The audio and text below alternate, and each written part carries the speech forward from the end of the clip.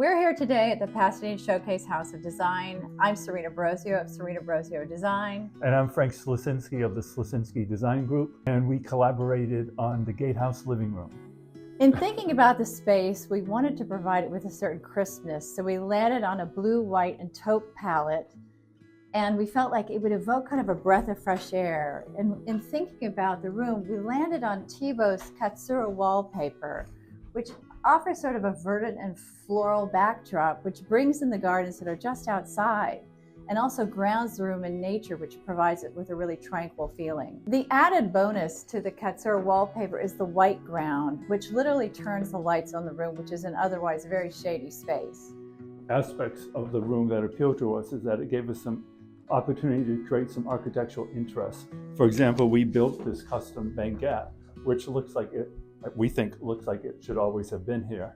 And again, we covered it in this really wonderful inner French stripe, which plays beautifully off of the Katsura wallpaper.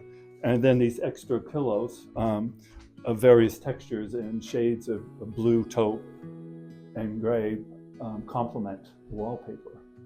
When looking for chairs for the room, we were looking for something rather small scale, but still had kind of an interesting shape.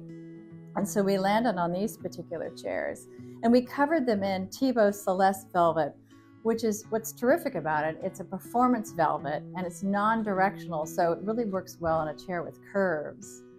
A couple of the pluses is that it picks up on the nice little detail in the wallpaper, and also if you look at the ceiling, it's a companion to the coloration on the chairs, which is really nice. When we first saw the room, there was a rather large concrete fireplace around, which overwhelmed the space and was also pretty gray and depressing. So we removed that, and in the process, we discovered the original tile, which we freshened up with a coat of paint. And then we built this wonderful surround, which is more in keeping with the cottage style of the architecture.